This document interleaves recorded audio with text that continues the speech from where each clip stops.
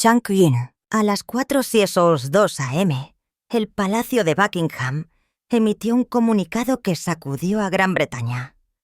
El príncipe Andrés, antes duque de York, había sido despojado de todos los títulos y honores reales. El primer acto de este tipo en más de un siglo, después de años de escándalo, negación e indignación pública. El veredicto había llegado. Culpable. En una sola frase, siglos de privilegio real se hicieron añicos. El hombre nacido en la monarquía ahora estaba fuera de sus muros. Los títulos, las medallas, la dignidad se fueron. Y mientras el sol salía sobre el castillo de Windsor, una verdad resonaba en todos los titulares. Ninguna corona puede proteger a un hombre de las consecuencias. La caída comienza. En agosto de 2021, el nombre del príncipe Andrés volvió a ocupar los titulares mundiales, no por deberes reales, sino por desgracia legal. Bajo la Ley de Víctimas Infantiles de Nueva York, Virginia presentó una demanda civil, alegando que había sido víctima de trata por Jeffrey Epstein y agredida sexualmente por Andrés a los 17 años en 2001. Las acusaciones fueron explosivas. Andrés negó todo, pero el daño fue inmediato. Crecieron los llamamientos para que el palacio actuara, especialmente después de la desastrosa entrevista del príncipe en BBC Newsnight en 2019. Una aparición destinada a aclarar, pero que en cambio inflamó. Para enero de 2022, bajo la presión pública y política, el Palacio de Buckingham despojó a Andrés de sus afiliaciones militares y patronatos reales. Ya no se le llamaba Su Alteza Real, una eliminación simbólica del poder. El anuncio decía que defendería la demanda como un ciudadano privado. Esto fue un reproche sin precedentes. Nunca antes un miembro de la realeza de alto rango había sido marginado tan drásticamente sin ser expulsado por completo de la familia. Pero Andrés siguió siendo un príncipe, el octavo en la línea de sucesión al trono, un eco de su antiguo rango todavía llevado por nacimiento. El caso civil terminó discretamente en febrero de 2022, con un acuerdo extrajudicial, sin admisión de culpa, sin disculpa pública. Los informes sugieren que el acuerdo incluyó un pago de 12 millones de libras, cubierto parcialmente por los fondos privados de la reina. Pero la mancha no se desvaneció. Los sobrevivientes del abuso de Epstein lo vieron como una medida a medias. Los defensores y los medios insistieron en que la verdadera rendición de cuentas aún no había llegado. Lo que empeoró las cosas fue el silencio público de Andrés, su retirada a la vida privada y la negativa del palacio a responder a preguntas más profundas. A principios de 2023, los documentales, las memorias de los sobrevivientes y las investigaciones renovadas aseguraron que el escándalo permaneciera vivo. Virginia Hui, que se había convertido en un símbolo mundial de la defensa de los sobrevivientes, continuó presionando por la verdad hasta su impactante suicidio en abril de 2022. Esa tragedia reabrió heridas y reenfocó el escrutinio. Muchos creían que su muerte finalmente movería a las instituciones a una acción irreversible.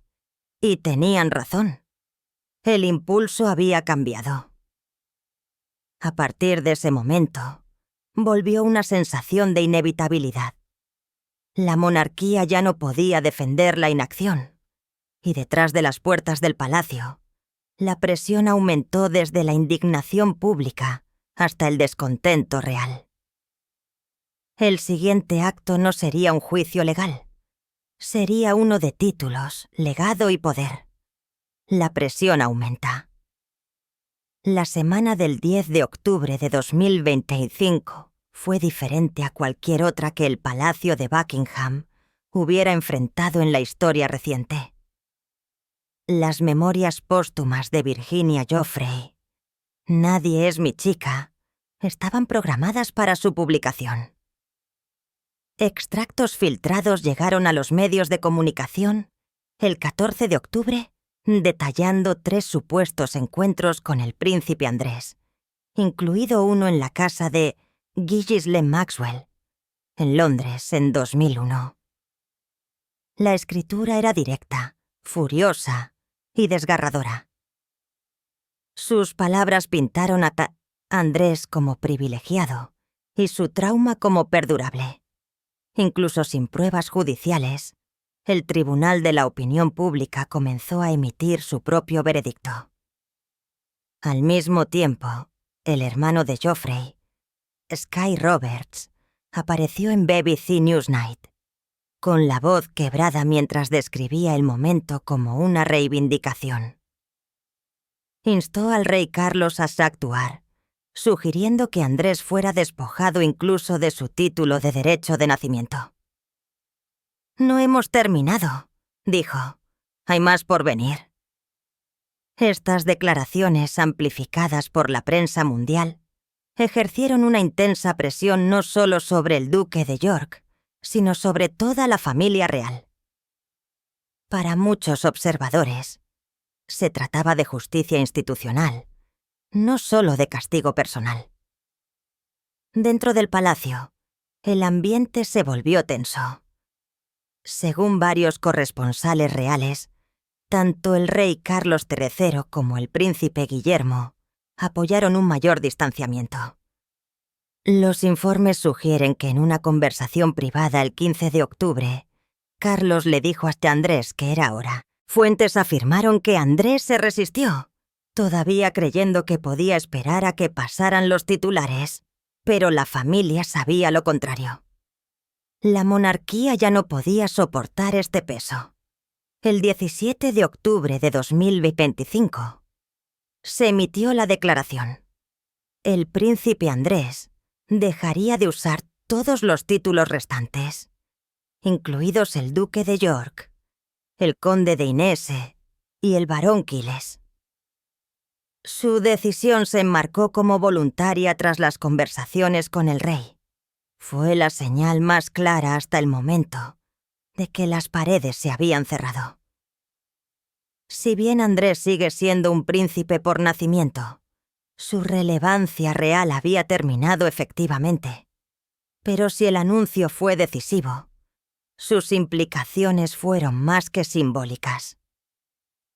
Chung III. Esto no se trataba solo de un hombre. Se trataba de la monarquía, la ley y la historia, y de si los títulos otorgados podrían alguna vez ser verdaderamente retirados. El anuncio, el boletín real emitido a las 4:02 a.m. hora del Reino Unido, fue breve, pero las reverberaciones fueron inmediatas. Después de conversar con Su Majestad el Rey, el duque de York dejará de usar todos los títulos y honores, decía. El nombre príncipe Andrés ahora estaba sin sus apéndices heredados. Duque de York, Orden de la Jarretera y sus roles ceremoniales en el ejército británico. Marcó la destitución más significativa de una figura real en más de un siglo. Para comprender lo raro que es esto, tendría que remontarse a 1919, cuando el príncipe Carlos Eduardo fue despojado de su ducado por ponerse del lado de Alemania durante la Primera Guerra Mundial. Incluso en ese caso, se necesitó una ley del Parlamento. Aquí, la renuncia de Andrés fue voluntaria, al menos en el papel. En la práctica, fue la culminación de la presión real y pública. La monarquía necesitaba señalar un cambio, y Andrés se había convertido en su responsabilidad más visible. Hubo consecuencias más allá del hombre mismo. Sarah Ferguson, su exesposa, ya no usaría casi el título de duquesa de York. Sus hijas, la princesa Beatriz y la princesa Eugenia, conservaron sus estilos, una decisión destinada a evitarles daños a su reputación. Pero el mensaje fue claro. El estatus real ya no era un escudo intocable. En la declaración Andrés dijo: «Las continuas acusaciones sobre mí distraen del trabajo de Su Majestad y la familia real». Fue una admisión cuidadosamente redactada, si no de culpa, sí de realidad. Como dijo el biógrafo real, Robert Hartman, no cayó sobre la espada, fue empujado hacia ella. Los títulos se habían ido. El escándalo permaneció. Sin embargo, esta no era solo una crisis presente, fue una ruptura histórica. Y mientras los expertos se apresuraban a buscar precedentes, surgió la siguiente pregunta: ¿cuándo ha sucedido esto antes? Contexto histórico y precedente. Para comprender cuán extraordinario es este momento, debemos mirar hacia atrás más de 100 años. La última vez que un duque británico perdió su título fue en 1919, cuando el príncipe Carlos Eduardo, nieto de la reina Victoria, fue despojado de su ducado por ponerse del lado de Alemania durante la Primera Guerra Mundial. Ese acto requirió la Ley de Privación de Títulos de 1917. Chonk 4. Una ley específica aprobada por el Parlamento para castigar a los traidores reales. Lo que hace que el caso de Andrés sea tan diferente es que no se utilizó ninguna ley esta vez. La pérdida provino de dentro de los muros del palacio. Historiadores como Anthony Seldon lo han llamado un momento decisivo para la monarquía moderna. A diferencia de la traición en tiempos de guerra, la caída de Andrés provino de la moral pública y la confianza social, no de la política. Su destitución no implicó la traición a la corona, sino algo mucho más corrosivo: la erosión de la dignidad, el honor y la credibilidad. En este sentido, sus títulos no eran solo símbolos, eran herramientas de legitimidad pública. Perderlos era perder autoridad, incluso si técnicamente sigue siendo el príncipe Andrés, el octavo en la línea de sucesión al trono. Es crucial comprender que la monarquía siempre ha sido tanto hereditaria como performativa. La idea de que uno pueda alejarse voluntariamente de honores antiguos desafía siglos de tradición real.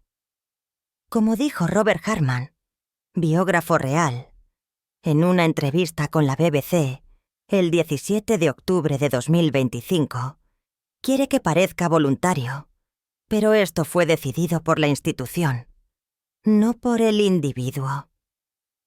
A puerta cerrada, los informantes del palacio lo describieron como una quema controlada, un daño necesario para preservar el resto de la estructura.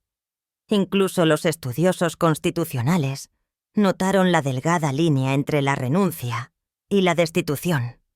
La profesora Catherine Barnard de la Universidad de Cambridge explicó: para despojar títulos se requiere la aprobación parlamentaria. Para dejar de usarlos, solo se requiere el consentimiento real. El palacio eligió la segunda opción. Silenciosa, inmediata y irreversible en la práctica. Sin embargo, su peso simbólico es inmenso. La monarquía, un sistema construido sobre la continuidad, acababa de demostrar que incluso el derecho de nacimiento podía ser restringido. A medida que se reescribían los libros de historia, la respuesta pública se volvió tan poderosa como la real. Los sobrevivientes del abuso de Jeffrey Epstein, los defensores y los comentaristas de todo el mundo, inundaron las noticias y las ondas de radio. Para ellos, esto no se trataba de la monarquía, se trataba de justicia, reivindicación y visibilidad.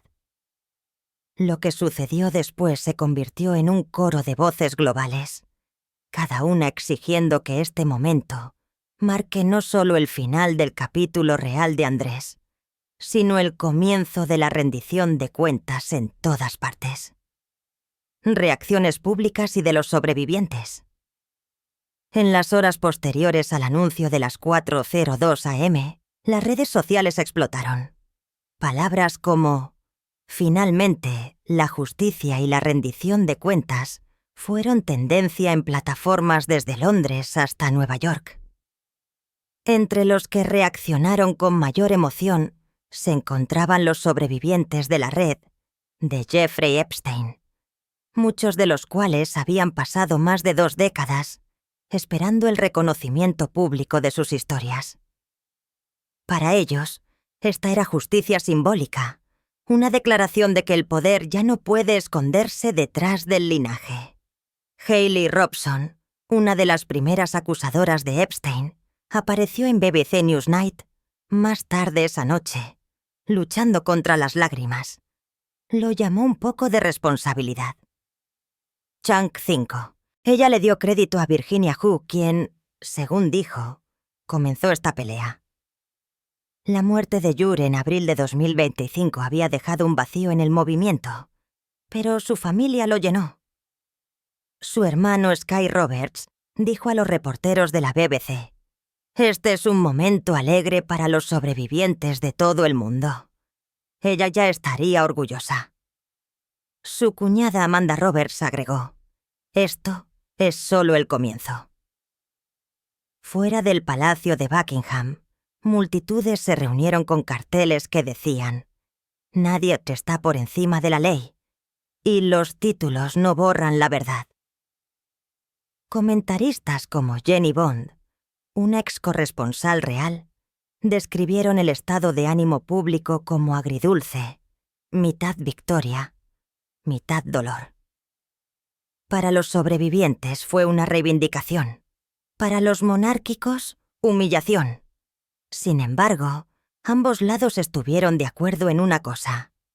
Esta decisión marcó un punto de inflexión en la forma en que la familia real interactúa con la responsabilidad moral en el siglo XXI.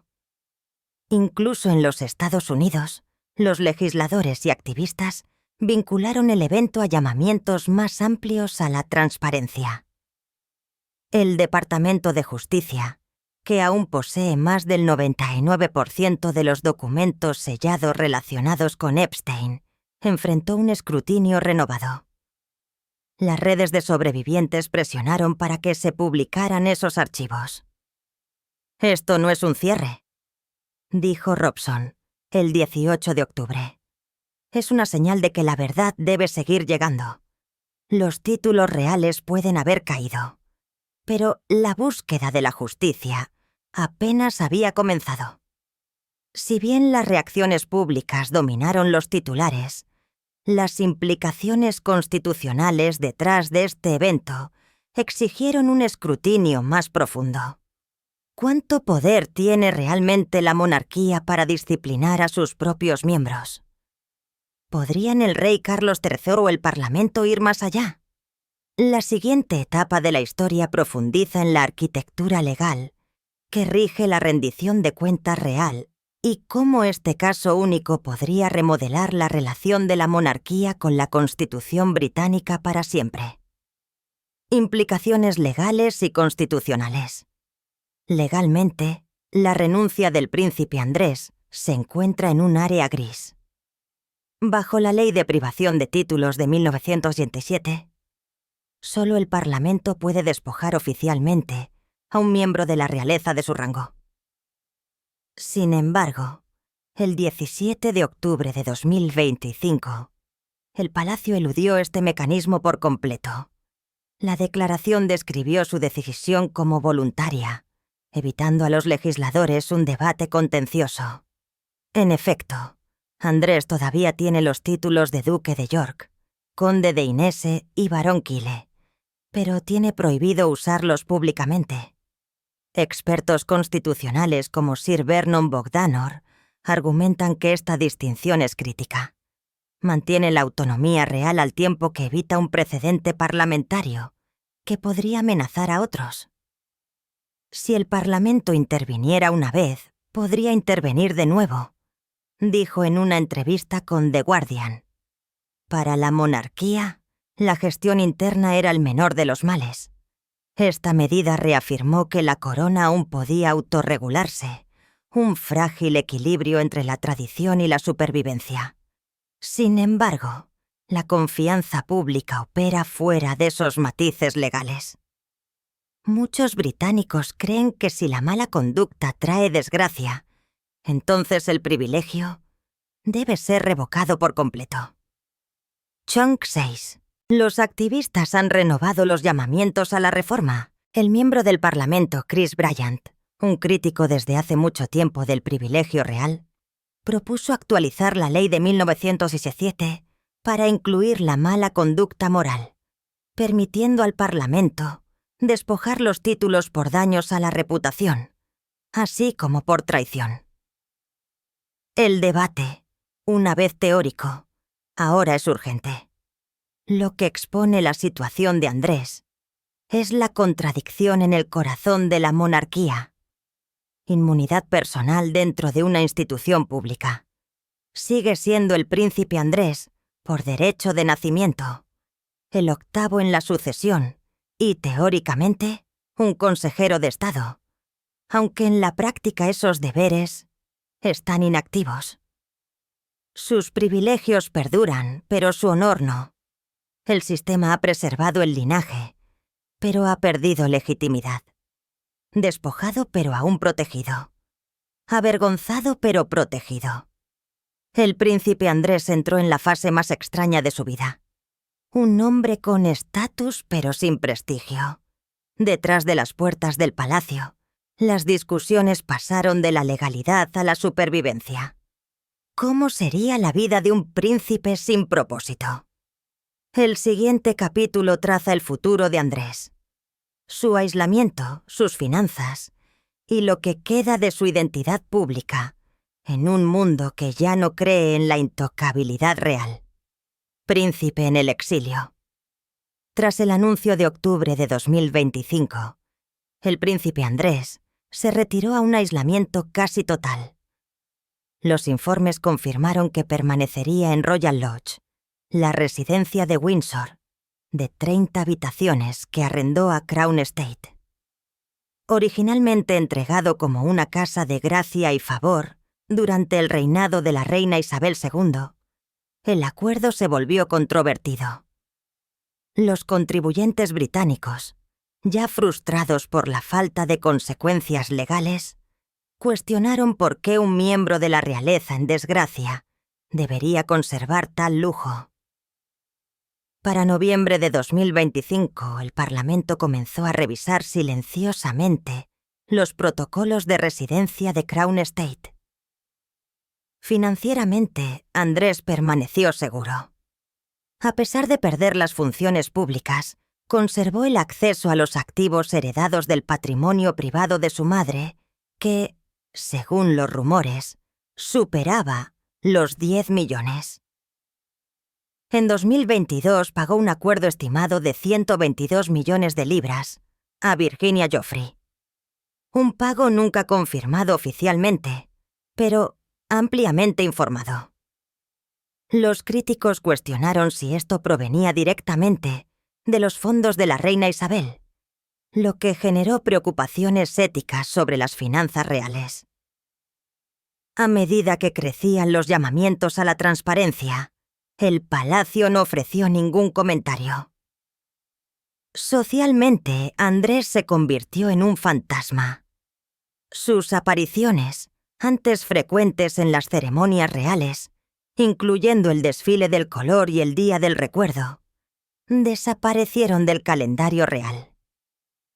Su nombre fue Nick, eliminado silenciosamente de las listas militares y las juntas de beneficencia. Chunk 7. Incluso eventos privados como el 37 cumpleaños de la princesa Beatriz en agosto se celebraron sin fanfarria. Los observadores reales lo describieron como un exilio suave, no desterrado, sino enterrado bajo el protocolo. Su presencia, una vez símbolo de honor, se había vuelto tóxica. A principios de 2026, los biógrafos comenzaron a referirse a él como el Duque Invisible, un término que, aunque técnicamente inexacto, capturó su limbo. Todavía un príncipe, todavía en la línea de sucesión, pero funcionalmente borrado. Incluso sus defensores en la prensa, una vez vocales durante las consecuencias de Newsnight en 2019, se habían quedado en silencio. Su legado no fue deshecho. Fue suspendido indefinidamente. Pero mientras Andrés se desvanecía, otros hablaban más fuerte. Defensores, sobrevivientes, incluso legisladores. Todos comenzaron a imaginar algo más grande que la caída de un solo hombre. Preguntaron, ¿podría ser este el catalizador para la reforma de la monarquía? La siguiente sección examina si este momento conducirá a un cambio estructural dentro de la familia real, la Constitución británica y la relación del público con el poder y el privilegio. El efecto dominó. El despojo de los títulos del príncipe Andrés reavivó el debate nacional sobre la relevancia y el poder de la monarquía en la Gran Bretaña moderna. A las pocas semanas del anuncio, los miembros de la Cámara de los Lores plantearon preguntas sobre la codificación de los procedimientos de remoción de títulos en la ley. Comenzaron a circular propuestas para enmendar la Ley de Privación de Títulos de 1907, sugiriendo que no solo la traición, sino también la mala conducta grave podrían justificar la remoción parlamentaria. La maquinaria legal avanzó a trompicones. Mientras tanto, un número creciente de británicos exigió rendición de cuentas en toda la familia real. Las encuestas realizadas en noviembre de 2025 por YouGov mostraron que el 68% de los encuestados favorecía limitar la inmunidad real. Foros públicos, paneles de televisión y grupos de expertos como el Instituto para el Gobierno organizaron debates sobre si los títulos hereditarios todavía se alinean con los principios democráticos. Lo que antes era tabú, desafiar el estatus sagrado de la monarquía, ahora era una conversación sobre la mesa. Dentro del palacio, fuentes indicaron que el rey Carlos XIII no se oponía a la reforma, siempre y cuando protegiera la supervivencia a largo plazo de la monarquía. Consultó de cerca con estudiosos constitucionales y buscó la guía privada del primer ministro, Richard Sunak. Si bien no siguió ninguna legislación inmediata, los informantes revelaron discusiones sobre la limitación de los fondos discrecionales reales y el aumento de la transparencia en las asignaciones de subvenciones soberanas. Incluso el Ducado de Cornwall, históricamente exento de escrutinio, enfrentó nuevas presiones a nivel internacional. El impacto resonó en otras monarquías en España, donde el rey Juan Carlos había abdicado previamente en medio de un escándalo. Los comentaristas trazaron paralelos con el príncipe Andrés. Los medios de comunicación en Escandinavia y los Países Bajos discutieron si los miembros de la realeza deberían seguir recibiendo fondos estatales si están inactivos o en desgracia. El caso de Andrés se convirtió en un caso de estudio, no solo en la caída personal, sino en la evolución institucional. Y, sin embargo, en medio de toda la charla de reforma, una verdad más profunda permaneció. Para los sobrevivientes del abuso, los titulares nunca fueron suficientes. No querían solo un cambio de procedimiento. Chunkocho, querían justicia.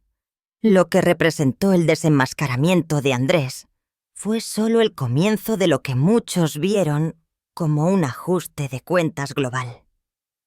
Los capítulos finales de esta historia preguntan qué significa realmente la justicia, especialmente cuando las personas en el centro ya no pueden responder por sí mismas. El legado de Jure. aunque Virginia Giuffre se quitó la vida en abril de 2025. Su influencia aumentó después de la muerte. Su libro de memorias, Nadie es mi chica, publicado póstumamente en octubre, se convirtió en un éxito de ventas en 14 países en una semana. El libro pintó un retrato brutal y sin filtros del abuso, la manipulación y la traición, no solo por individuos, sino por sistemas que los permitieron. Y al nombrar al príncipe Andrés, puso la complicidad real a la vista del público. Su hermano Sky Roberts y su cuñada Amanda Roberts retomaron su misión. Aparecieron en BBC Newsite, Sky News y CBS 60 Minutes, pidiendo la divulgación completa de los documentos relacionados con Epstein por parte del Departamento de Justicia de los EU. Según Amanda, solo se había desprecintado el 1% de los archivos. Ella declaró: «Esto es solo una piedra volteada. Hay cientos más». Sus entrevistas provocaron una presión renovada sobre los funcionarios del DOJ para que actuaran antes de las elecciones estadounidenses de 2026. La historia de Virginia también encontró resonancia en las artes. Los cineastas anunciaron un documental en desarrollo para Netflix y se rumoreaba que Amazon Studios estaba en preproducción con una película biográfica. Los podcasts de sobrevivientes amplificaron su narrativa, mientras que las escuelas y universidades, en todo el Reino Unido, los Estados Unidos y Australia, comenzaron a usar su caso en los planes de estudio de derechos humanos. La niña, una vez silenciada, se había convertido en un símbolo de resistencia. Pero quizás el tributo más poderoso provino de la comunidad de sobrevivientes. En diciembre de 2025, una coalición de más de 100 organizaciones lanzó la iniciativa Hurre, una red global de defensa que impulsa la legislación sobre explotación infantil, trata de personas y responsabilidad institucional. Su lema: la verdad no tiene rango. Con los títulos del príncipe Andrés desaparecidos, su verdad ahora se elevaba más alto que cualquier corona. Pero mientras el mundo se unía en torno a su memoria, una figura final permaneció congelada en su lugar. ¿Príncipe Andrés? Ya no es un duque, rara vez una figura pública, pero aún técnicamente un príncipe.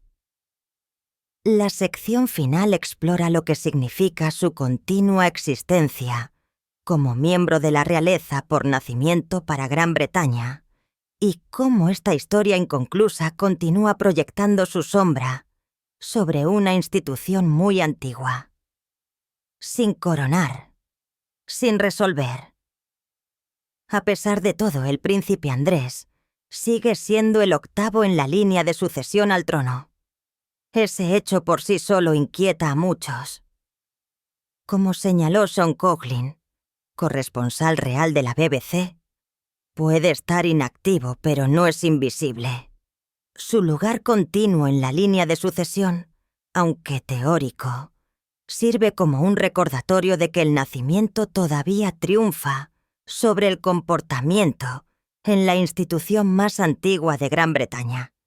Los críticos preguntan: ¿cuánto tiempo puede seguir siendo cierto? Chunk 9. Legalmente, sus títulos están archivados, no destruidos. Sigue siendo consejero de Estado, aunque el palacio no lo ha llamado en años. Su papel es ceremonial solo de nombre. Y sin embargo no ha sido destituido oficialmente. Esta ambigüedad ha creado un estatus liminal para Andrés. No condenado, no absuelto, no completamente real, no completamente marginado. Su existencia plantea una pregunta sin una respuesta simple. ¿Cómo maneja una monarquía la desgracia? La respuesta puede provenir no de la ley, sino del legado. A medida que los miembros más jóvenes de la realeza como el príncipe Guillermo y la princesa Catalina, avanzan hacia una institución más moderna, la presencia de Andrés actúa como un vínculo con las reglas intocables más antiguas. Pero su exilio puede acelerar la reforma interna. Ya los documentos filtrados del Consejo Privado sugieren que para 2027 se pueden redactar más cambios en los títulos reales y la sucesión. Para el público, la pregunta no es si Andrés debería desvanecerse, sino si la monarquía puede seguir adelante sin él. La mancha de su escándalo perdura no por lo que hizo o no admitió, sino por lo que la corona permitió. Y a menos que las instituciones elijan la verdad por encima de la tradición, la historia del príncipe Andrés nunca terminará verdaderamente. Simplemente permanecerá. Y así el príncipe permanece, no honrado, no perdonado, solo presente, en el título, sino en la confianza, en la historia, sino en el legado. La monarquía sobrevive, pero no sin marcas. Y el mundo observa, sabiendo que el poder, una vez roto, no puede simplemente ocultarse. Debe ser enfrentado en voz alta, abiertamente y para siempre. La caída del príncipe Andrés marca uno de los momentos más decisivos en la historia real moderna. No desde 1919, cuando el príncipe Carlos Eduardo fue despojado de su ducado por ponerse del lado de Alemania, la corona ha dado un paso tan público e irreversible. Pero esto no fue traición. Fue moralidad, rendición de cuentas. La monarquía más antigua del mundo se vio obligada a admitir que incluso un príncipe no es intocable. Dentro del palacio de Buckingham, siguió el silencio al anuncio. Detrás de las puertas doradas, los asistentes describieron una tensión que no se sentía desde la muerte de la reina Isabel II en 2022. Para el rey Carlos III, fue tanto un deber como un ajuste de cuentas. La familia y la institución habían chocado, y la institución ganó. Chunk 10. Afuera, los sobrevivientes de la red de Jeffrey Epstein lloraron. Para ellos, esta fue una justicia largamente postergada. Hayley Robson, una exvíctima, lo llamó una pequeña victoria para aquellos en quienes nunca se creyó. La familia de Virginia también habló entre lágrimas, diciendo que ella se habría sentido orgullosa de este resultado. Sus voces resonaron en todos los continentes, un suspiro colectivo de reivindicación para aquellos que habían sufrido en silencio. Para el público, esto no se trataba solo de la culpabilidad de un hombre. Se trataba de privilegio, poder y rendición de cuentas. Un príncipe nacido en el lujo había sido declarado culpable en un tribunal de justicia, despojado de sus escudos y llevado a enfrentar lo que los hombres comunes deben enfrentar. En las calles de Londres, los vítores se mezclaron con la incredulidad.